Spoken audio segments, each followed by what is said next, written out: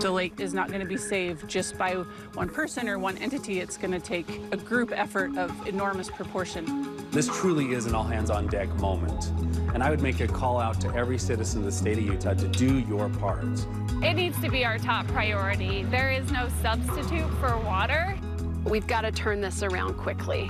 This can definitely be water again, but the question is, can we save the ecosystem now from the worst consequences? We can't wait any longer. By now, it's no secret the Great Salt Lake is shrinking, and without serious action taken soon, some of the damage may be irreversible. But does it really impact you? You bet, and in more ways than you might think. Dust from the dried up lake bed is putting toxic materials into our air, material that could significantly increase our risk of cancer and other diseases. Less lake water means less lake effect snow falling in the mountains. A big bummer for ski bums, but an even bigger bummer for all of Utah as we rely on snowmelt for water to drink and use for farming. From recreation to mineral extraction, the lake brings in $1.3 billion to Utah's economy each year. Low water levels will cost us big time. And the Great Salt Lake is one of the most important pit stops for migratory birds in the western U.S. Without it and the food it provides, the impact on the global ecosystem could be substantial. That looming threat to the ecosystem may be one of the most imminent dangers of the dropping water levels. Now, we recently hiked out to what should have been an area under more than waist-deep water. Instead, it's all dried up. And while it might look dead, there are still a lot of things living just beneath the surface. But it doesn't have much longer. It's never an easy trek to get out to the edge of the Great Salt Lake these days. I always dread it. We did too. After Carrie Franz, a Weber State Associate Professor, showed us how she has to carry all of her own research equipment in a waterproof pack. All right. A journey that just months ago would have been made wading through the shallow depths, not walking along a seemingly rocky shoreline that's ever increasing. They're all microbialites, all of these lumpy bits. Carrie has come to appreciate these saline waters over the last several years. She enjoys monthly journeys to the northern shores of Antelope Island, which truly has become a desert island, emphasis on the desert. Really worried about fixing things right now because we're at this tipping point. As water levels of the Great Salt Lake reach all-time lows again, making it an island in name only during this mega drought. So this area has gone from just like the tips of some of these microbialites that you see here sticking out of the surface to now we have this huge expanse that's all bleached out and dying. Bleaching is one problem, but another color is just as concerning. These salty pink pools are what's left behind of what was a thriving, vibrant biological landscape here. And as recently as, not years ago, but just months ago, all of this was covered in water. And this landscape needs that blanket of water for protection. These are structures that are built by microorganisms that live in the lake. Microbialite mounds make for what looks like a dusty, sandy, somewhat solid surface of rock, or at least some familiar-looking geologic formations of some kind. But that is the true deception of this Dead Sea. It's anything but.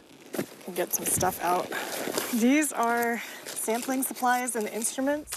Carrie takes samples from these mounds that, while gray in color at first, are really teeming with life and photosynthetic activity. That's alive. This here is alive. Green proof of a living ecosystem just centimeters beneath the surface. Every month I come out here, I characterize the environment and also take samples of the microbialites to monitor how healthy they are. She'll segment and measure pigments of this biological matter back in the lab. But the bigger question for this shrinking but still massive body of water, just how salty can it get? And for how long before life on the Great Salt Lake is choked out of existence? The ocean, for context, is about 3.5% salinity. The Great Salt Lake would thrive between about 5 and 15%. The more salt that's in the sample, the more the light bends, the more it refracts. Today's samples from White Rock Bay, well over 18%, meaning life here cannot survive at this level of salinity. We're at this point where we can't wait any longer. We can't let the lake continue dropping without seeing some really severe consequences. Well, if you only view the Great Salt Lake from above, you'll miss the greatest threat to the air that we breathe. One researcher took us out on the ground level of a study that aims to save the lake through education, 1 mile at a time. If you veer off the beaten path on the fringes of Layton and Syracuse, chances are you'll find Kevin Perry. It's actually unfortunate how few people explore their own backyard. He's made it his mission to dive right into what used to be a body of water, but boats have long had no use here.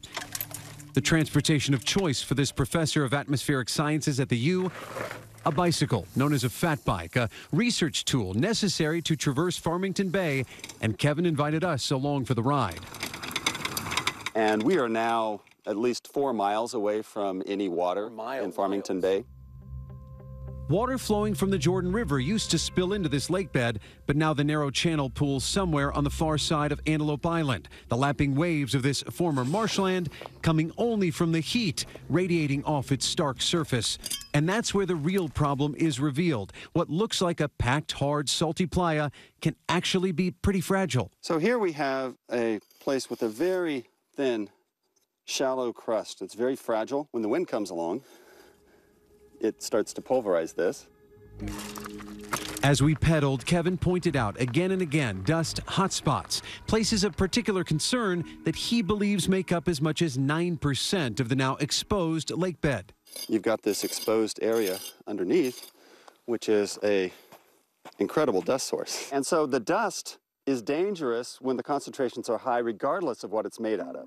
Dangerous now to the young, the elderly, and those with breathing issues. Potentially deadly down the road as this dust is filled with cancer-causing, naturally occurring arsenic. 10 years ago, we weren't talking about dust plumes coming off of the Great Salt Lake. And it may take a decade to turn things around. This is a portable wind tunnel. It simulates wind speeds of up to 40 or 50 miles an hour. Kevin uses his biweekly research equipped with a state-of-the-art dust storm simulator to educate colleagues, the general public, and really anyone who will listen about the ticking time bomb that's not far off. The blade is going to spin from 0 to 6,000 RPMs over about a 5-minute period.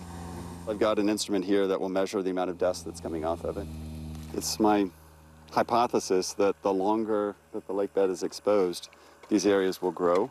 So here we have the ring where it was sealed and that sand was moving around, and it would have been a lot worse, but there's still crust there. On the sample, we learned what wind speed would be required to generate dust from this spot, and we learned that this spot right here has a lot of potential for being a dust source. For a cautionary tale on Utah's unwritten future of the Great Salt Lake, look no further than 600 miles to the southwest and a century into the past. California drained Owens Lake, essentially poaching the water from the Sierra Nevada to fuel growth in Los Angeles in 1913. That diversion of water created decades of what was the greatest source of dust in all of North America.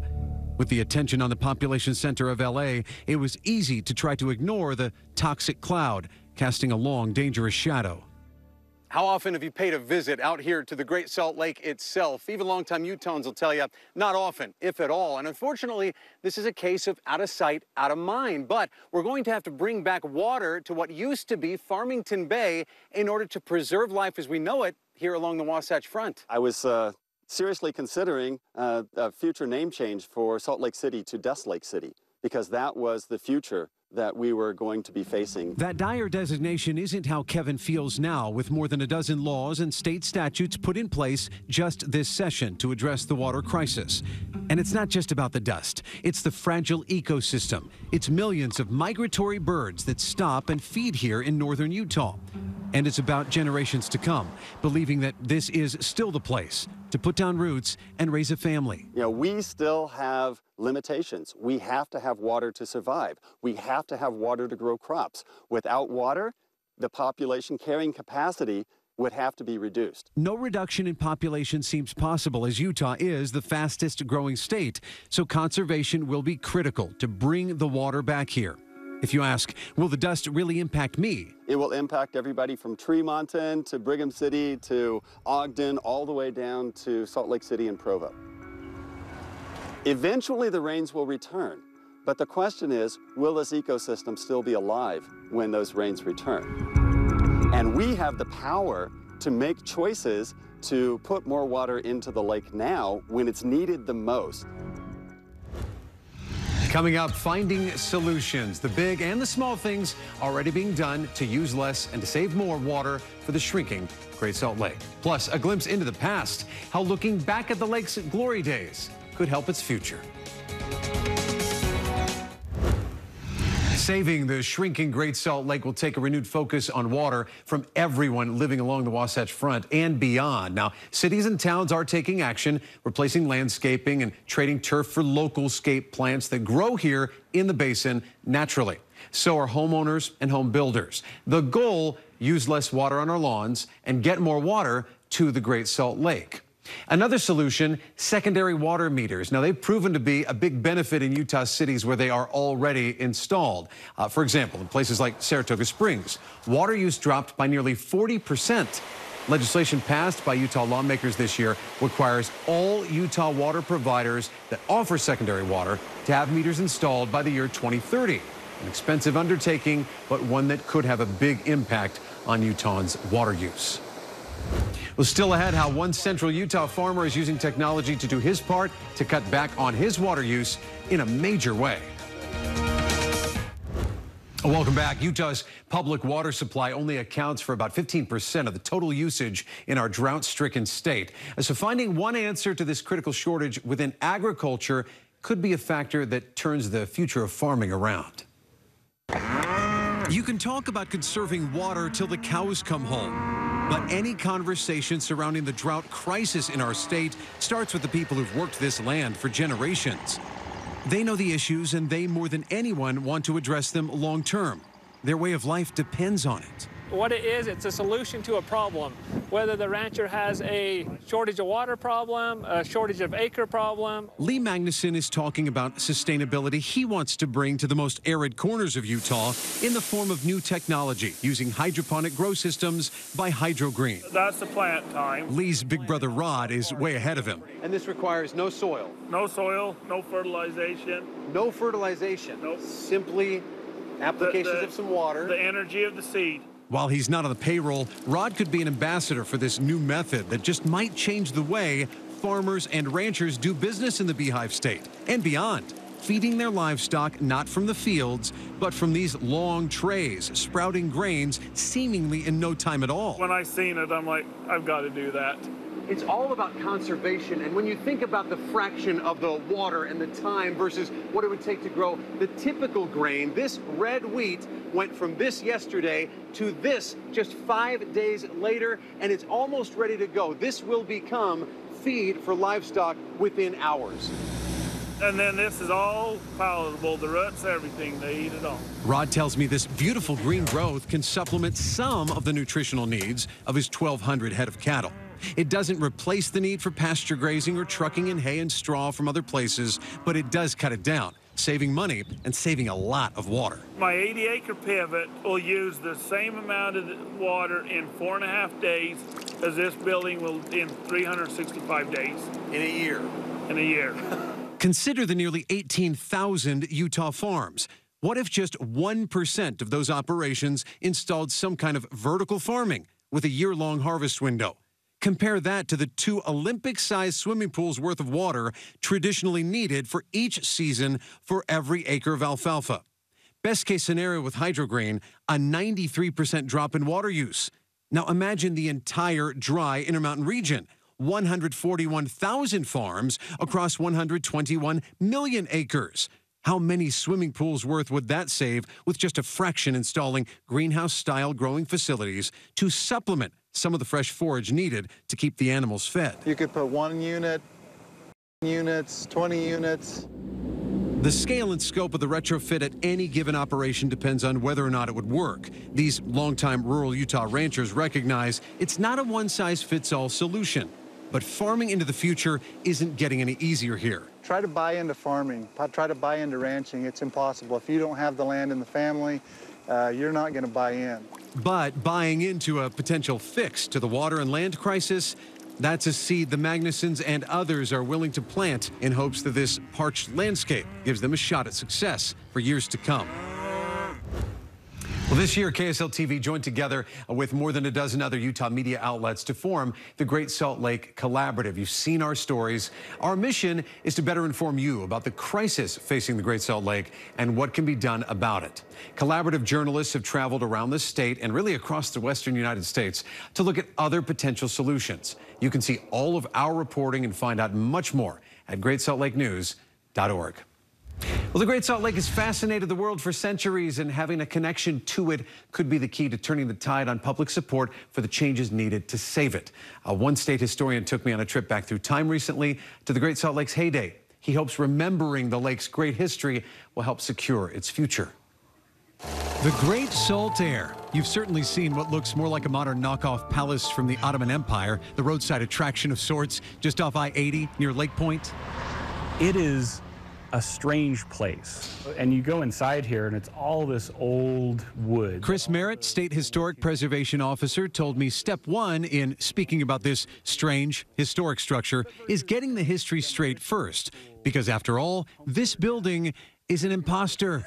That's been festooned to look like the first two salt air resorts. Fitting that a historian uses words that harken back to another time. Let's take a trip back to the Gilded Age of the 1890s. When a building rose from the desert soil to define a region.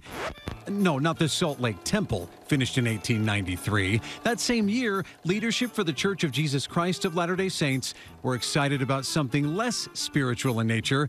But for some, seeing the Great Salt Air for the first time must have been a religious experience. But this was grand. This was massive architecture, and it was meant to be imposing. It was meant to be this worldwide feature. They built it, and the people did come. For the better part of a quarter century, this massive 100-foot-tall pavilion lakefront resort hosted those looking for rest and relaxation away from the city in style. And it was easy to get here on the train from downtown, a 16-mile-long straight shot.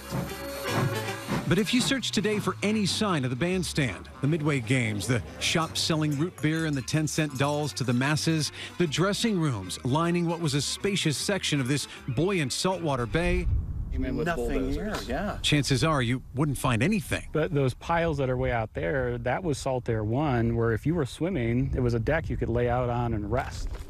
I followed Chris for more than a mile onto what is now flat, long-since dry lake bed without many notable features. But he knows just where to look. The piles that were driven in 1892, just before construction, these are probably those original poles. Wooden poles preserved by the salt. They used to hold up the rail line over the water here. Posts that ran electric and telephone lines. That was a steam boiler. This thing operated for 80-plus years. Wow. Even pieces of bottles and dishes that tell the story of days gone by. Teacup handles, coffee mugs, corks from all those soda bottles. You're right underneath the big dance hall right here. The dining hall's kind of off to the side. Oh yeah, there's those are the big fragments. Look at that design. That's 1930s. That's incredible. You have a little bit of everything. Countless hundreds of thousands showed up year after year to stand, sit, and swim in awe of this wonder of the West, through waters thought to have healing in the shallow depths. I love it because it gives me perspective on my own place in this story. From the pioneers to U.S. presidents who enjoyed bathing in the waters where I'm standing right now, the Great Salt Lake was a draw for more than 50 years. And perhaps if the medicinal properties of the water itself were overblown, what we know for sure looking into the future is that this great fixture of our region isn't going to fix itself. For 50 years, people loved coming to the lake. People loved recreating out here. This is how they spent their weekend. This is how they spent their 4th of July. The world's largest dance floor, the Sunday concerts, even the eventual roller coaster couldn't save this space from destruction. As fire gutted the great structure in the middle of the Roaring 20s. So Salt Air 2 was born with a lot of promise. But not long after it reopened to a crowd of 10,000, big changes would threaten to shutter it for good. When the lake water goes up, everybody's happy. When lake waters go down, businesses close. The lake water, or lack thereof, coupled with the Great Depression, followed by another World War. The writing was on the wall for years, and after limping along into the 1950s, what was once great became a relic of the past, falling into decay and eventually burning to the ground for the last time, more than 50 years ago. So how does this lost history help us save the Great Salt Lake today? I'm not a biologist, I'm not a geologist, I'm not a water scientist, but I'm like, here's the history. Here's how we interacted with the lake. Here's its connection to all of us that we need to take into account. Do you think we have the opportunity to adjust and fix and bring back some of the glory of the lake? Is it possible? I think so. I think anything is possible. I'm standing in a place that celebrated the lake for 60 years. I think that's pretty neat, and it's a story that we don't tell enough of. As for this yellow knockoff along the freeway, well, they say imitation is the greatest form of flattery. If you celebrate something, you love it. And if you love it, Chris tells me, you'll save it. Utah has been criticized nationally this year for not conserving, and I sat down with Governor Cox last summer. He said our history of storing water in our vast reservoir systems might give Utahns the false belief that there's plenty of water to go around. That's led us to this point where I think we got a little lackadaisical. Why conserve when you don't have to? We have these reservoirs full of water. We're doing just fine. Why put limits on the amount of water that people can use? And you couple that now with being the fastest growing state in the country, and we're in this 20-year drought, and that's a combination that now makes it so we don't have enough water. Passing bills, passing these different statutes, do you think a lot of these measures are enough to respond with urgency? I don't think they're enough. I think that there's more that we have to do. And so you're going to see several bills this year, how we can get more funding, how we can move up some of the projects that we have slated to do. But what we're seeing out there is that this is a human change that has to happen. It's a paradigm shift for everyone that lives here. There's no question that as we hit this record low, it certainly got people's attention. Should we have started earlier? Probably, but we are where we are now, and we've got the momentum moving forward to make a big difference. Urgent action from everyone is what it's going to take to turn things around for the shrinking Great Salt Lake. We'll be watching the next legislative session closely as lawmakers debate more solutions and funding, and we will continue to connect with the experts who are watching the data day in and day out, keeping you up to date on this crisis as our community comes together to try to save this critical resource. For KSL 5 News, I'm Dan Spindle. Thanks for watching.